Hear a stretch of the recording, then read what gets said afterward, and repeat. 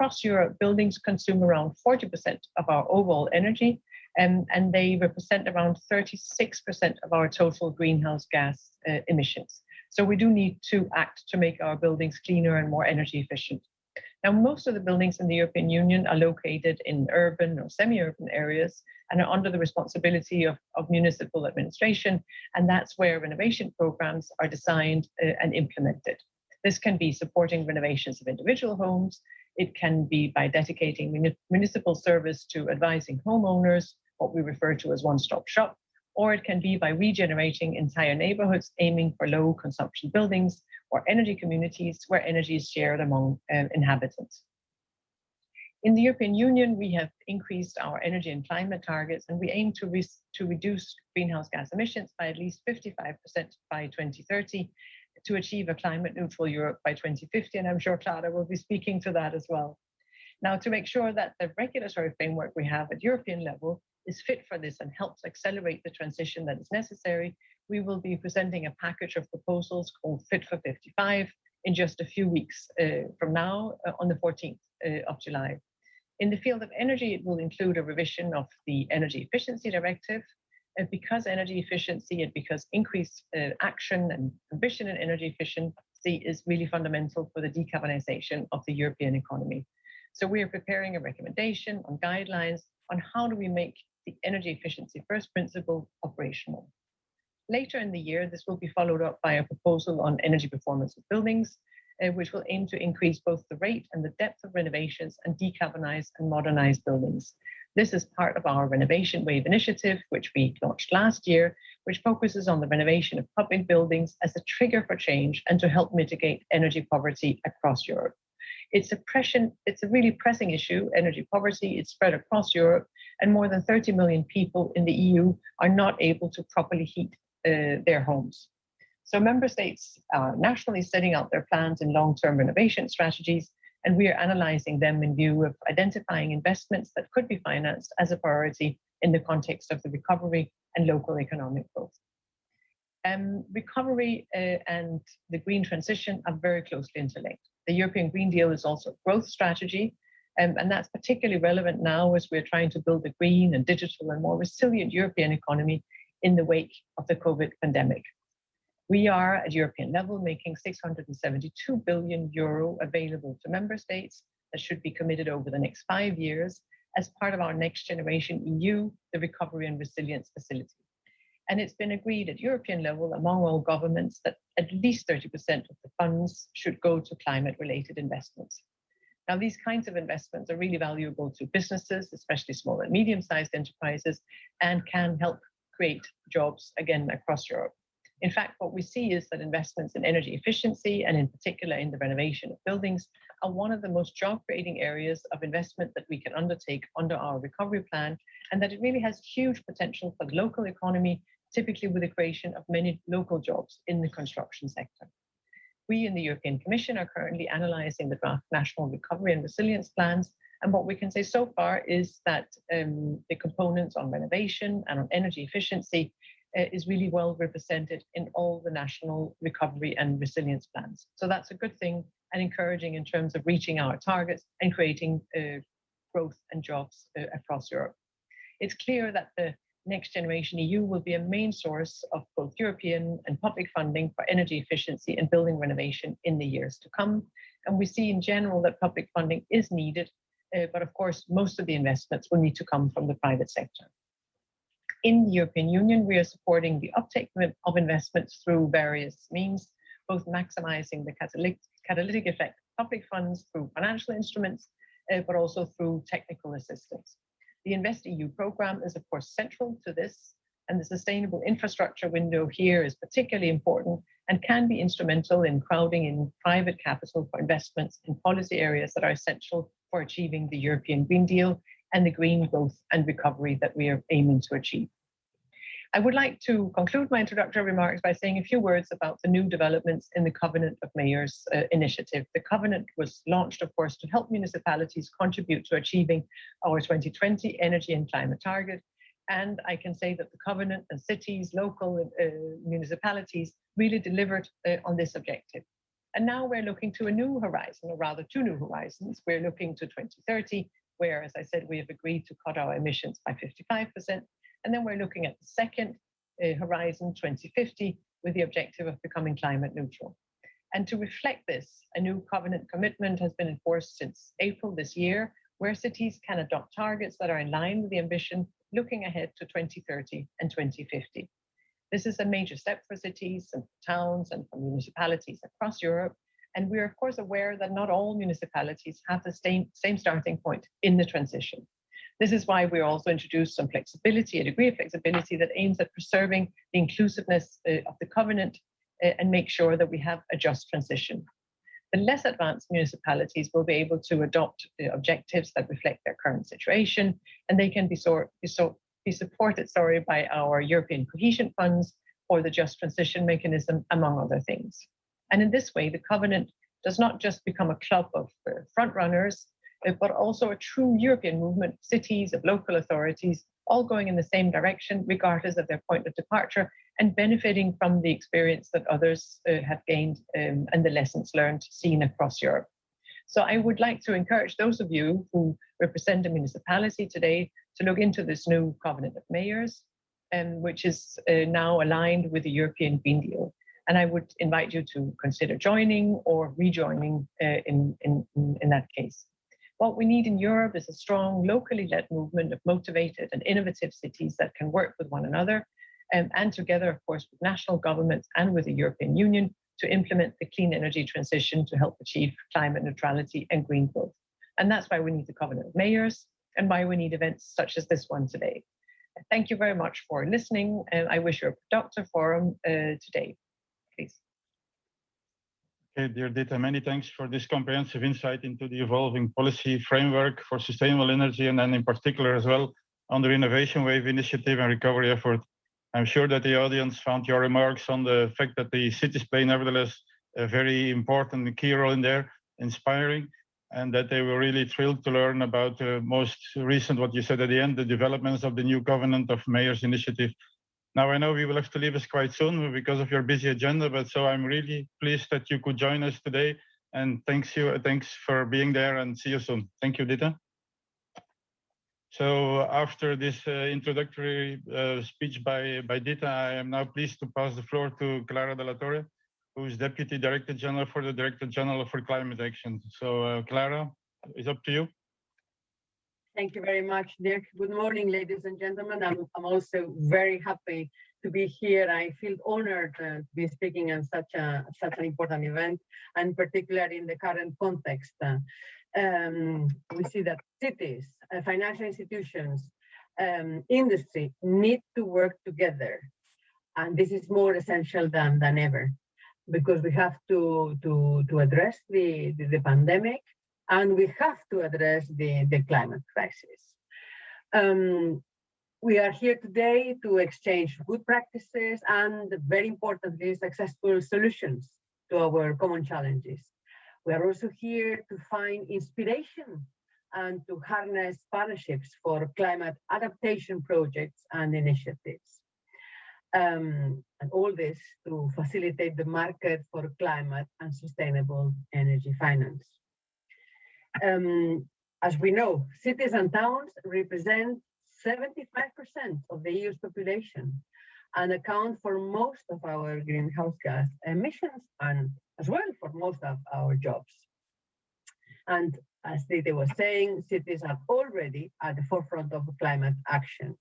You, cities, you are the centers of the innovation and growth. And you are partners for turning the EU policies and ambitions into reality. Because you are leaders, you are implementers, you are living labs, and you inspire us to do more. As we all know by now, the European Green Deal is more than climate policies.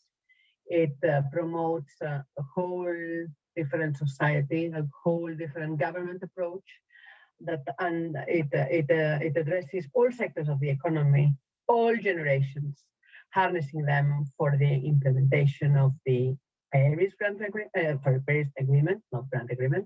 Agreement, and the achievements of the Sustainable Development Goals.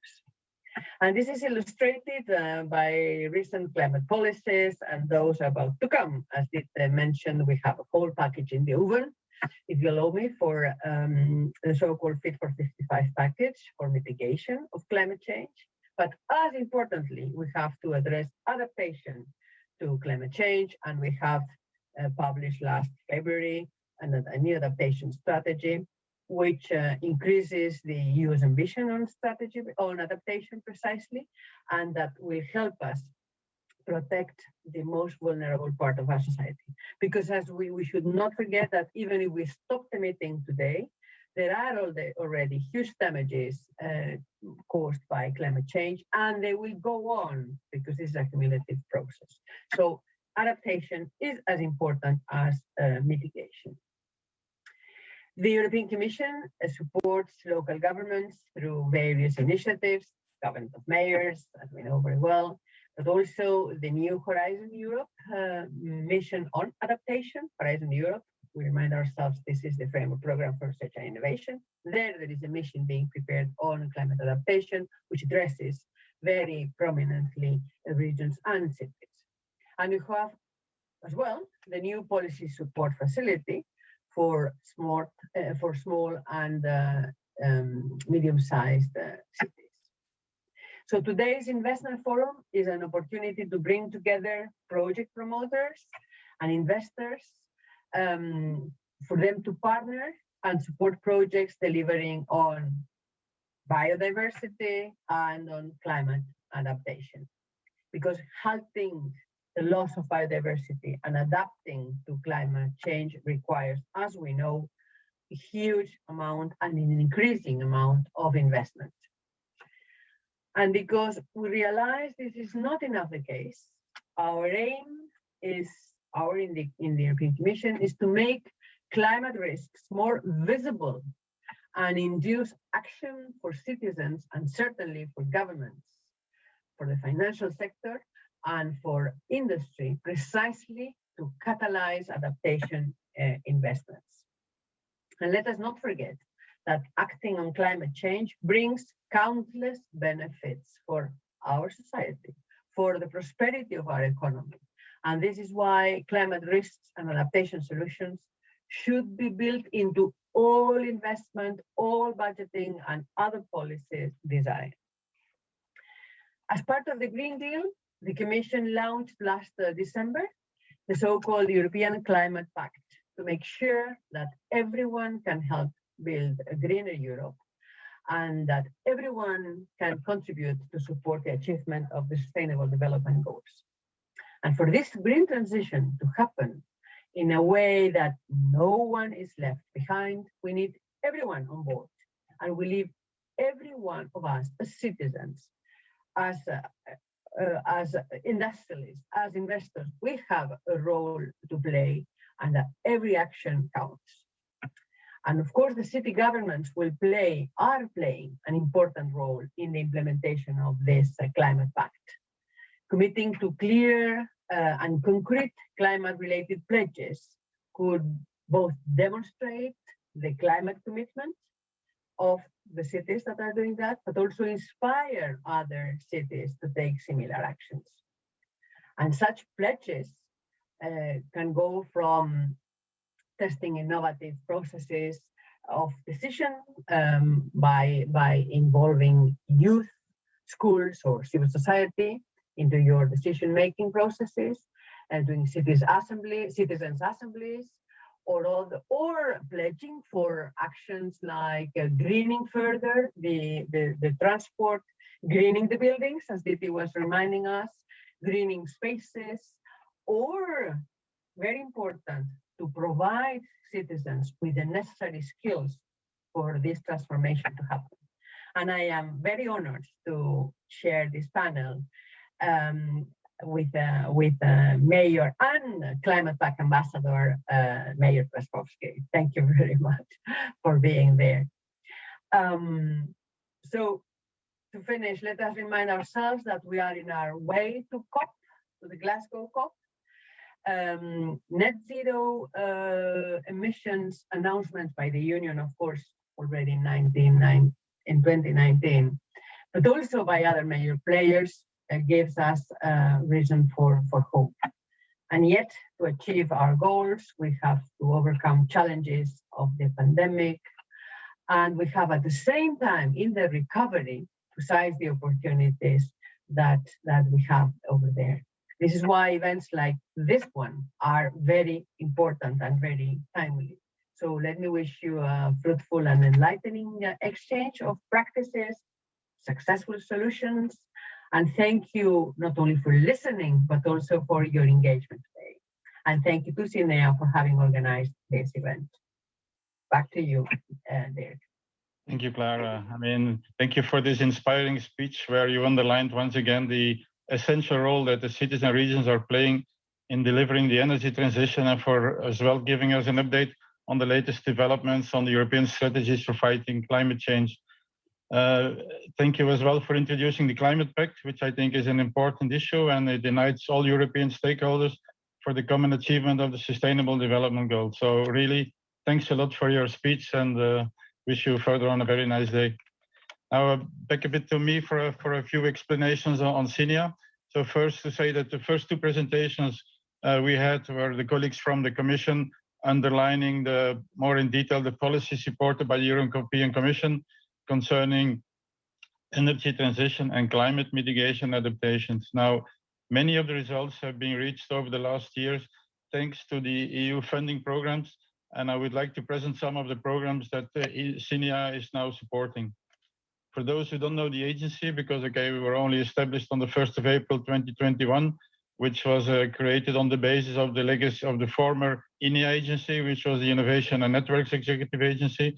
But furthermore, we were expanded with some of the programs that were formerly managed by EASME, which was in the past the agency for small and medium-sized enterprises. Now, what the Commission has done is to regroup in our agency the programs that are linked to the Green Deal, and so we've become the Green Deal agency, having a key role in supporting the European Green Deal. We are of course based in Brussels, and at the moment we are 450 staff roughly, and we have to manage a budget of around 55 billion euros for the period 21-27, and most of it will be contributing to decarbonization and sustainable growth. Now, in the next 7 years, therefore, the agency will manage a wealth of programs which are supporting the Green Deal, such as the Climate, Energy, and Mobility Cluster of the Horizon Europe program and the Innovation Fund. But then I think most importantly for you in the light of this conference, we took over as well from EASME the implementation of the LIFE program. And then the new LIFE program will feature 4 sub-programs, which are the nature and biodiversity and circular economy and quality of life, plus then 2 sub-programs which are particularly relevant for this conference. And these are the climate change mitigation adaptation, and then the new clean energy transition program.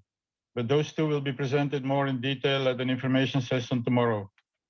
Now, in particular, the clean energy transition sub-program will continue to support the market uptake activities which were previously funded under the energy efficiency call of Horizon 2020. Now, the majority of the initiatives that will be presented here during the next 2 days have been supported by this program. All of the mentioned programs aim to finance concrete actions on the ground. When it comes to the energy transition and climate change, the European Commission supports both initiatives on the demand side, and so where they help cities to navigate the complex financial landscape, but also on the supply side, and which would mean to enable the financing community to invest in energy efficiency. So this was in a nutshell a bit on what the agency is doing. But now we will have the honor to listen to one representative for each of the sides I just mentioned, so on the demand side and the supply side, because our next 2 speakers, they represent engaged cities and investors. And so therefore, I would like now to introduce Mr. Rafał Trzaskowski, Major of Warsaw, Covenant of Majors board member and rapporteur for the European Climate Pact at the Committee of the Region. So, Mr. Trzaskowski, the floor is yours. Hello, good morning to everyone. Thank you very much for the invitation. It was very interesting to listen to the European Commission on the issue. I wanted to tell you that, of course, fighting climate change is our top priority in Warsaw and in all of the cities that are within C40 or fighting within the Committee of the Regions to treat this subject as a top priority for all of us. And of course, 2050 as a climate neutrality goal will be challenging for all of us, but we need to be ambitious. And of course, I'm of the opinion that it's the cities that show the way, because we are also responsible for quite a lot of the emissions, and that's why we need to do everything to prioritize the issue and to try to limit those emissions as much as we can. The 100 climate neutral cities by 2030 mission that we hope will be approved by the European Commission in the coming weeks would enable more citizens and stakeholders engagement at local level, thanks to this very innovative governance model, the city climate contract. Public authorities as much as private stakeholders would actually be enabled to seek for investment when and where it is needed, of course, in the cities that accelerate towards meeting the goal of climate neutral economy.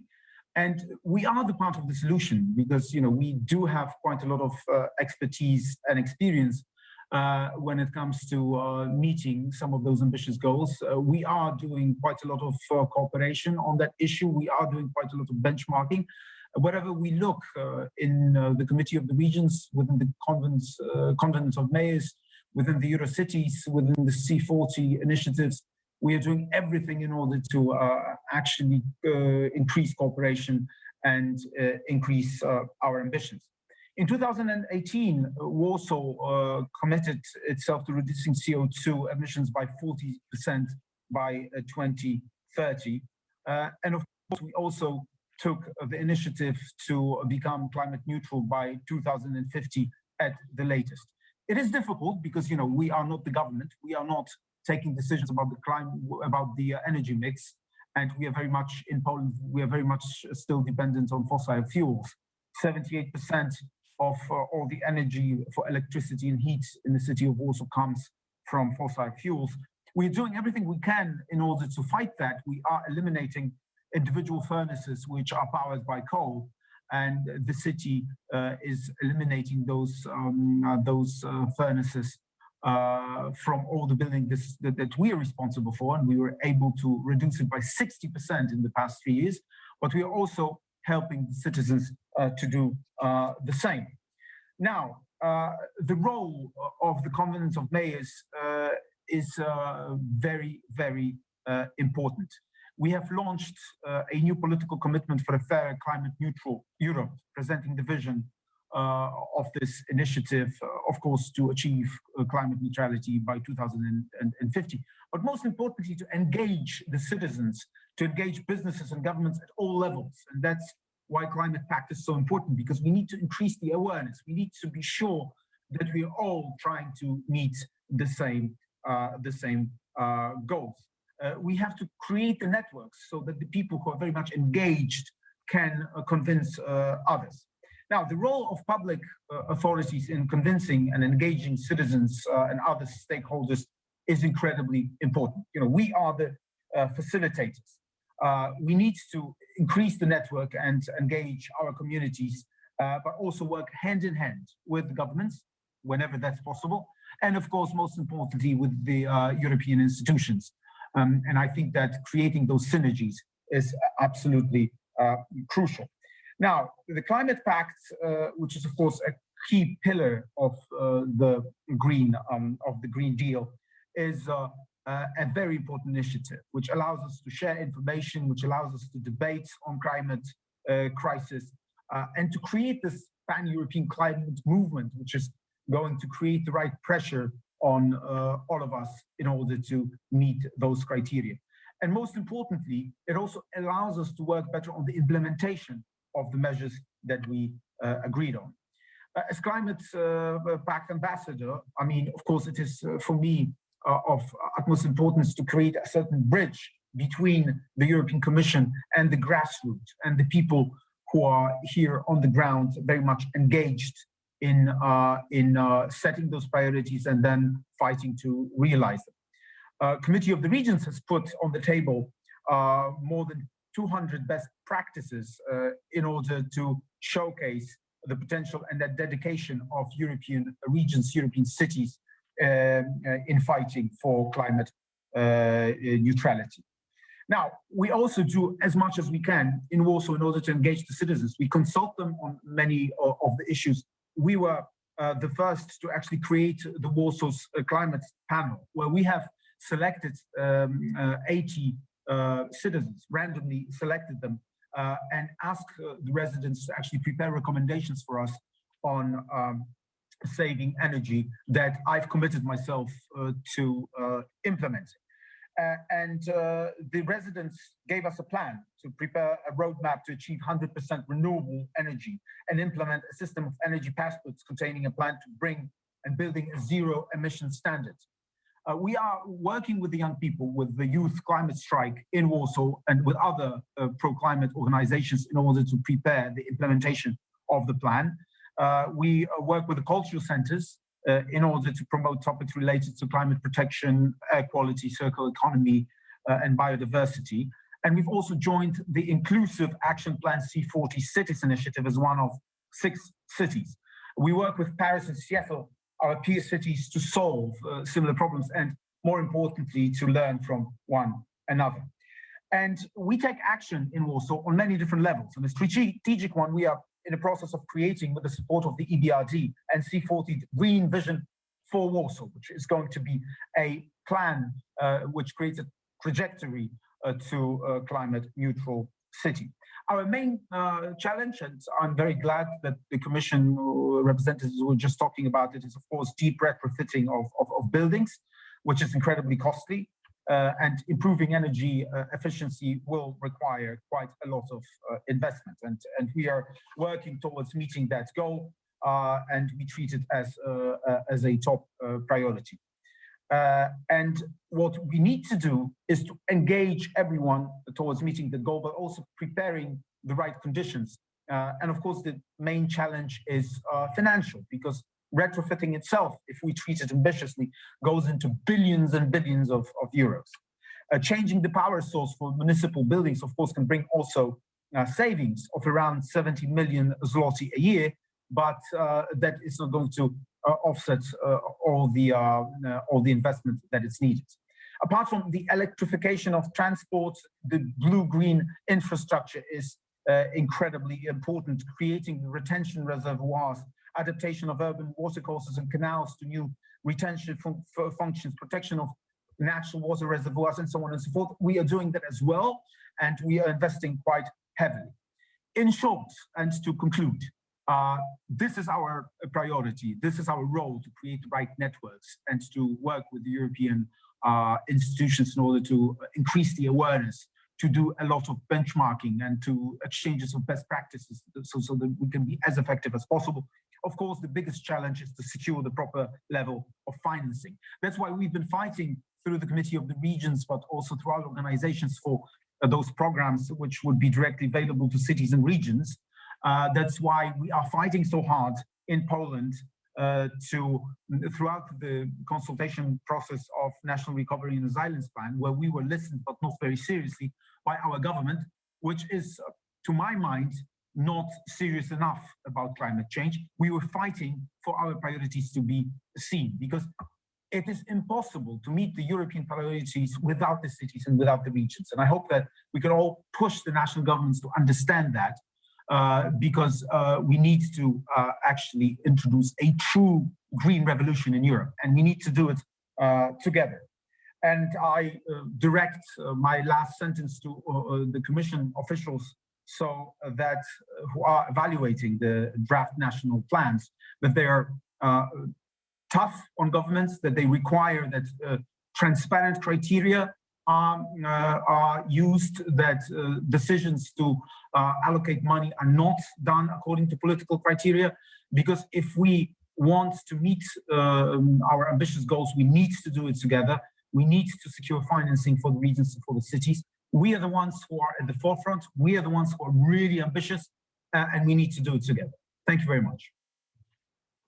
Okay, thank you, Mr. Trzaskowski, for highlighting the important role of public authorities in the energy transition and of the Covenant of Majors event in particular. What you're doing in Warsaw is really impressive, but I should say that I could feel and I noted your high personal enthusiasm for it, including as well how you involve the citizens in the discussion. So that's really remarkable. So I wish you all the luck for the future. And I hope that the audience will be inspired what you and your citizens are doing and take some elements there that they can copy in other cities. So thanks for that. Now I'm pleased to give the floor to our last speaker, who is Mr. Matthias Zeewald, Chief Investment Officer, Alliance France. Mr. Zeewald, the floor is yours. Thank you very much, Mr. Beckers, and thank you to all the organizers for this opportunity to speak at this important event. The messages that Mr. Trzaskowski just brought across really show the importance of the effort that we have in front of us. As an investor and asset owner, I represent here the link between financial markets, clients, and various stakeholders, for example, asset managers, companies, intermediaries, with the objective of ensuring consistent financial performance over time. At Alliance France, which I'm proud to represent, we invest around 90 billion euro on behalf of more than 5 million clients, plus amount that flows into unit-linked insurance products that are under my governance. At Allianz, sustainability is rooted in our DNA and embedded in our daily activities. And clearly that is linked to the fact that as an insurer, we have a pivotal role to play in society. It is reflected in our contribution to growth, financial stability, and social cohesion, and expressed in our internal purpose, which is we secure your future. For us, being proactive on sustainability issues is therefore both an imperative and a duty. It is an imperative from an environmental point of view, as the direct and indirect drivers of climate change have accelerated over the last 50 years. It is also a duty from an investor's point of view, as we bear heavy financial and societal responsibilities. For example, asset owners globally are responsible for investing over a quarter of the world's financial assets, and we have the duty to build resilient portfolios for our clients. We see sustainable investment as a key component of resilient portfolios.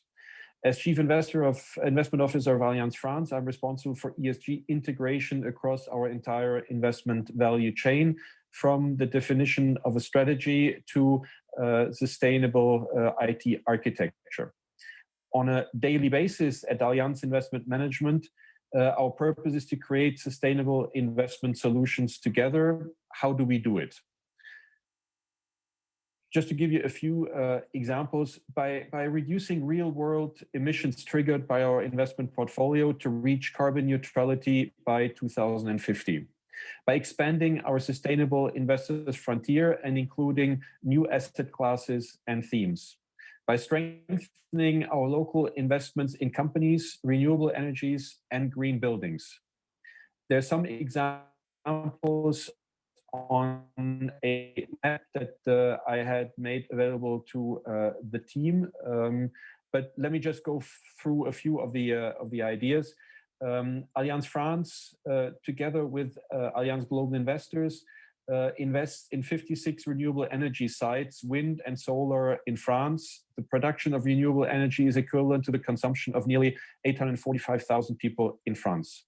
We are involved in the financing of the development of the port of Calais. Allianz France invests in Europe's largest floating solar power plant with Akuo Coop and the Eiffel Investment Group. And we invest in intermediate housing funds managed by CDC Habitat. The main objective is to construct additional rental housing in major French cities and ensure affordable rental prices and low energy consumption. And last but not least, we are honored to have won a French prize for the most active insurer in the development of the real economy. Also, we are active in this whole context by collaborating outside of investment circles with policymakers, NGOs, academics, and industries. In this presentation, we will see why decarbonization is a cornerstone in the energy transition, how we can accelerate the energy transition by leveraging on a challenging environment, and lastly, what is needed to meet our goal, which is to build a just transition for local communities. Decarbonization, meaning the reduction of our portfolio's carbon emission, is a key component of our investment strategy and a cornerstone for the energy transition. Decarbonization for us is a social issue. Climate risk is the biggest concern for French people. It is also the case in Germany, Italy, Australia, the United States. Decarbonization is a challenge for businesses. Failing to mitigate and adapt to climate risk is the greatest risk in terms of impact, and the second most likely risk over the next 10 years, according to the World Economic Forum in 2020. It is a challenge for governments. In 2019, 77 countries committed to reaching carbon neutrality by 2050 to be in line with the Paris Climate Agreement, and this number is increasingly growing. The EU is very proactive in this regard with its 2050 long-term strategy, and decarbonization is a financial issue for investors because we need to avoid stranded assets. We need to avoid the cost of compensating carbon emissions, in particular with all the discussion going on the price of carbon emissions. So all of this makes us act and wanting to go forward on this topic. Structured initiatives are created to address the challenge of decarbonization in different sectors. A major example is the Net Zero Asset Owner Alliance. At Allianz, we are a founding member of this alliance of asset owners. And together with over 40 asset owners globally, we are strongly committed to reducing real-world emissions triggered by our investment portfolios to reach carbon neutrality by 2050. This is in line with the Paris Climate Agreement and consistent with a maximum temperature rise of 1.5% above pre-industrial temperatures. But 2050 is a long way ahead of us, but decarbonization starts today. In 2020, together with the Net Zero Asset Owner members, we have set interim targets in our investment portfolios, and I think this is key to succeeding in this mission. At Allianz, we have decided to cut our portfolio's carbon emissions by 25% by year end 2024 in 3 asset classes: corporate bonds, equity, and real estate. And we will continue to expand the scope of covered asset classes as more data is available and as we move along in the process. But setting this intermediate goal for us really has been a decisive step.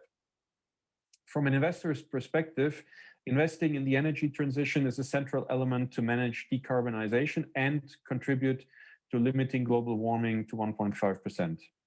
At Allianz France in 2020, and we've chosen intentionally a very tight definition of that, our green investments amounted to 4.4 billion, out of which 400 million are in renewable energies, 1.8 billion in certified sustainable buildings, and 2.1 billion in green bonds.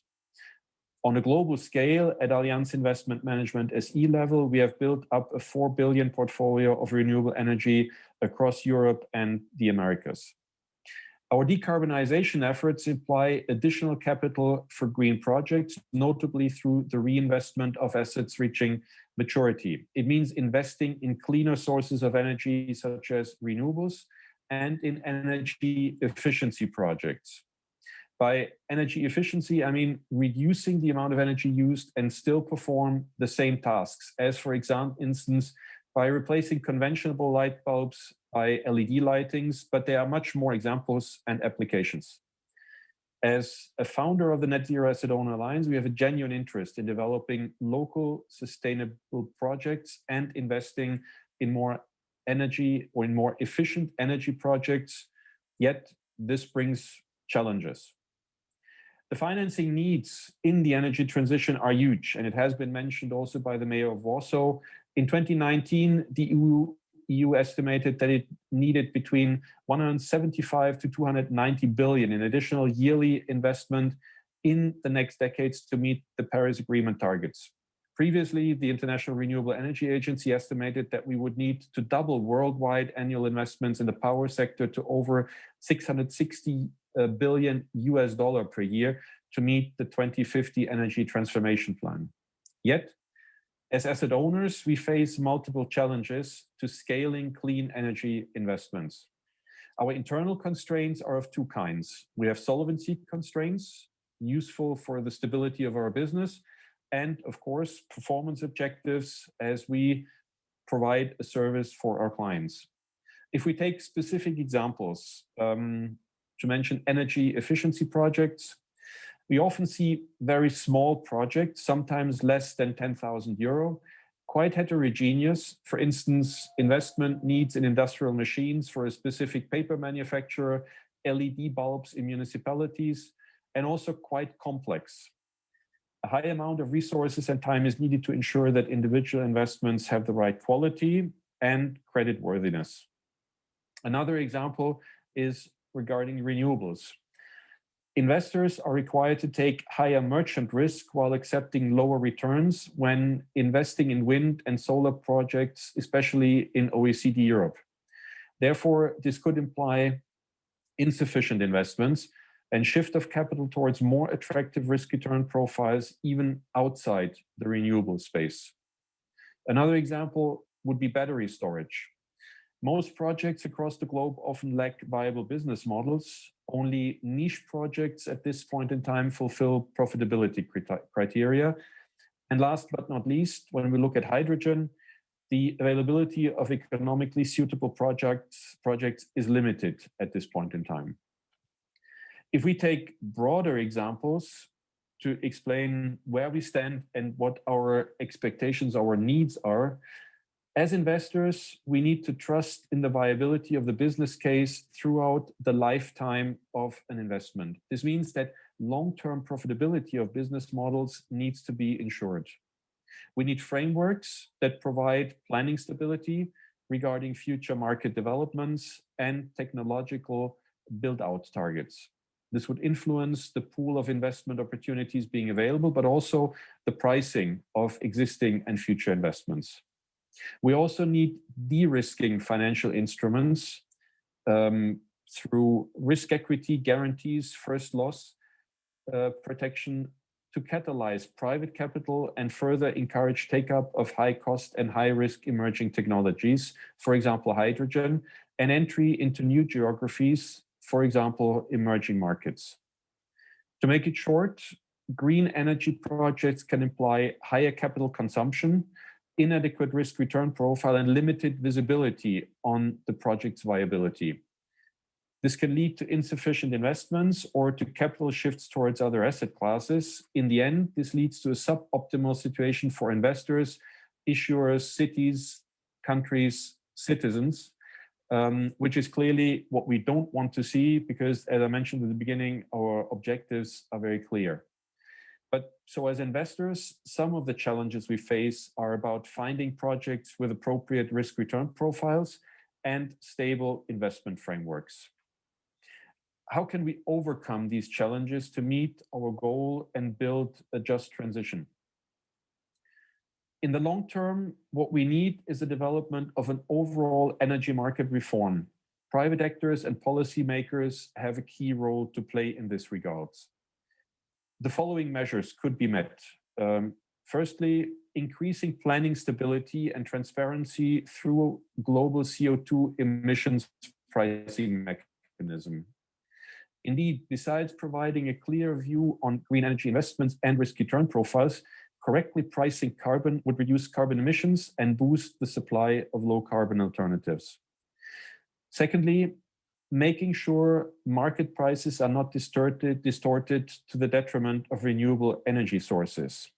According to the IMF, underpricing of fossil fuels remains pervasive and substantial. At the global level, energy subsidies are estimated at 4.7 trillion, 6.3% of world GDP in 2015, and 5.2 trillion in 2017. Coal remains the largest source of subsidies, 44%, followed by petroleum, natural gas, and electricity output.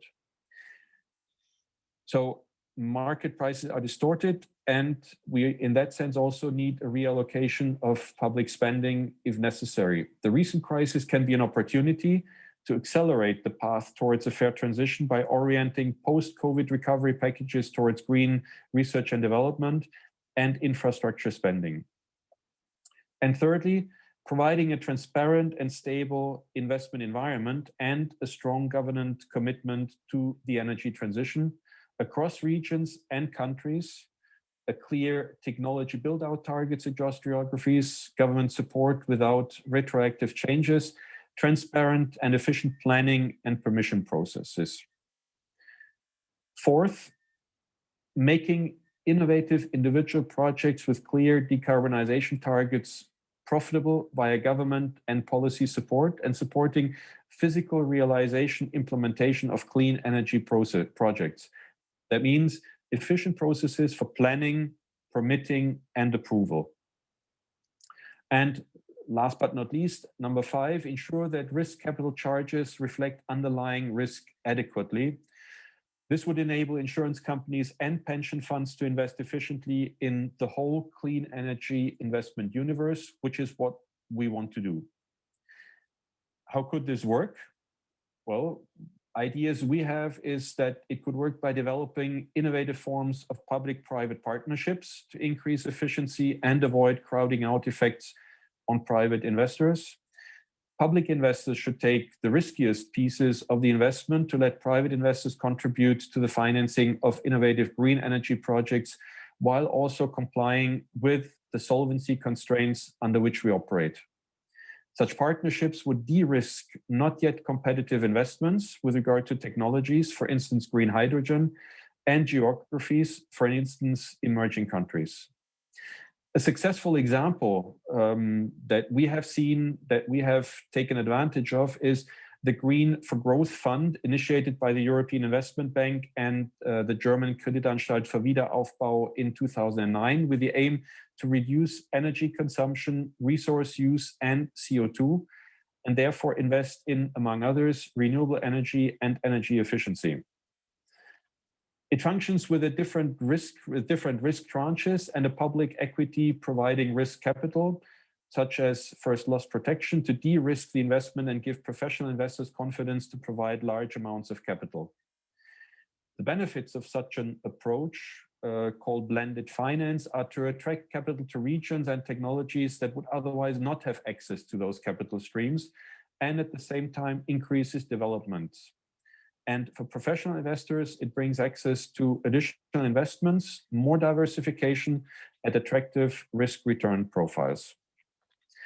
The prerequisite should be to maintain transparent dialogue between private and public sectors, as this would help accept higher risks to realize innovative individual projects with an adequate return profile and appropriate risk-sharing mechanisms. To conclude, and that's also the message I always give internally as well as externally, the time we have is too short. What we need is to start investing today in the reduction of CO2 emissions and look for both lighthouse green investments and global programs which match our solvency and return constraints. To go further, we need to increase collaboration at every level, especially between public and private actors, to unlock capital for the energy transition. Our next challenge is to accelerate our efforts in linking environmental and social aspects to leave no one behind. This is also an EU's objective, which is another opportunity to work together and learn from each other. At the end, joint effort is key to make a difference at the global level and build a just transition. Thank you very much. Dear Mr. Seibold, thanks a lot for your very inspiring speech as well. I must say I was quite impressed by your pledge of Allianz to align to the 2050 targets to reach climate neutrality by 2050. And the actions that you explained to us and to reach carbon neutrality by 2050. So that was quite inspiring. At the same time, I'm pleased as well that you underlined the importance, which you said at the end, of joining forces between the public and private sector so that we could achieve the challenging goals that we set ahead. And I would say in particular about what you mentioned on the investment in cleaner sources of energy, about the conditions that should be met to reach that. So many thanks for your speech. I'm sure that the audience will take some elements from there for their own towns as well. Thank you for that. Now, The event that we have today and tomorrow aims to show examples of projects and initiatives that are supported by the European Commission and which are contributing to a clean and fair energy transition and to fighting climate change in Europe and beyond with specific replicable solutions. Now, the conference revolves around successful projects funded under different programs. It's under Horizon 2020 and LIFE, which are mostly, of course, those managed by our agency, through the ELENA initiative, which is managed by the European Investment Bank, and through GEF, managed by the European Bank for Reconstruction and Development, which are initiatives funded through the European Energy Efficiency Fund, and as well, furthermore, some national initiatives. Now, all the sessions of today and tomorrow will be recorded and will be available on the website afterwards. If you can put on my slides, please. So overall, you will discover during these 2 days 35 breakout sessions featuring 44 innovative projects that have concrete results and solutions. These projects have great stories to tell, and I encourage you to learn from their experiences. The breakout sessions, they will start at 1 o'clock this afternoon and will continue until the end of tomorrow. Now, this year, as you can see on the slide, we have 5 parallel thematic strands. The first one is driving change locally, which is about sustainable plans and strategies for the energy transition.